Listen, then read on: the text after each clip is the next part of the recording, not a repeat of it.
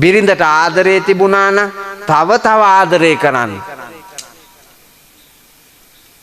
නාකි ලොක්කෙක් හේනට ගිහිල්ලා එනකොට පොල්ලක් ගෙනාවා කිව්වෙම.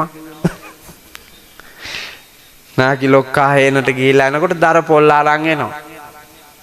දර පොල්ල අරන් ගේට්ටුව ගාවට එනකොට ලොක්කා දකිනවා තමන්ගේ මහලු බිරිඳ අතු ගන්නවා මිදුලේ. බලාගෙන හිටියා ගේට්ටුව ගාවට වෙලා. උන්දට පේනවා කෙල්ල කාලෙත් මෙවුන්දා අතු ගාපු තාලේ. උන්දගේ හිතේ අර කෙල්ල කාලේ අතු ගාපු තාලේ ඇඳෙනකොට උන්දට ප්‍රීතියක් ආවා. අර උන්දා නාකි අම්මා වුණාට දැන් උන්දට පේන්නේ කෙල්ල අතු ගාන්නේ.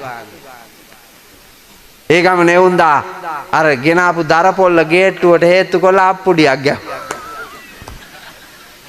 අප්පුඩියක් ගැහුවා. අරුන්දා බැලුවා. ඉදලත් අතේ තියාගෙන. බැලුවාම මේ උන්දා ගේට්ටුව ගාව. ඒ උන්දා ඊට පස්සේ අර පොල්ලත් අරන් නටනටා දැන් ඉස්සරහට එනවා. මේක අන්තර්ජාලේ තියෙනවා හොයට බලපල්ලකෝ. මට පෙරේද පෙන්නුවේ මාත් එක්ක. නටනටා ඉදිරියට එනවා.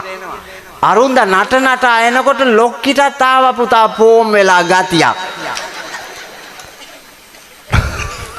ලොක්කි කුලප්පු වෙලා පුතා නටනවා ඉදලත් අරගෙන. නටනටා ඇවිදිලා ලොක්කා දර පොල්ල අතාරිනවා. ලොක්කි ඉදලා අතාරිනවා. අතෑරලා නාකි හාතියක් දෙනවා පුතා. මට ඒක දකින්නකොට නේ අවුරුදු 18 වාගේ දැවුනා. අවුරුදු 18 වාගේ ඒකේ පෙනුනේ මැවිලා. පාන්නකො ලෝකේ. මිනිසුන්ට ජීවිතේ විඳින්න පුළුවන්. ජීවිතේ විඳින්න පුළුවන්. නාකි වෙන්න වෛරක්කාරයෝ වෙලා ඔය ගෙවල් වල ගොඩාක් බලන්නකො නාකි ලොක්කු වෛරක්කාරයෝ. අර මුලින් තිබ්බ ප්‍රේමණීය බව නැහැ. අර ලොක්කගේ ලොක්කිගේ පුතා මරණයෙන් සමුගෙන ගියත් ප්‍රේමණීය බව. එහෙනම් මේ ජීවත් වෙන සමාජය ඇතුලේ අඩුලුහුඩුකම් අපේ තියෙනවා. ඒවා මකාගෙන තිබුණටත් වඩා ලස්සන ගමනක් යන්න, පින්වත් ගමනක් යන්න, බෝසත් ගමනක් යන්න වීරිය වඩන්න. නාකි වෙලා සිල් ගන්න බලාන ඉන්න එපා. ඒ ආකල්පේ වැරදි. සිල් බින්දෙන කාලේ සිල් ගන්න. මේ වයසේදීම සිල් සමාදන් කරවලා මේ අයට නිවැරදි ආකල්පවල පිහිටියා නම් නාකි වෙලා ඔට්ටු වෙන්න දෙයක් නැහැ පුතා.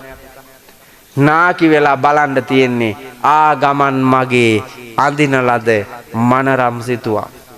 ජීවන දර්ශනයන් මරණ මංචකයේදී පේන්න ගන්නවා.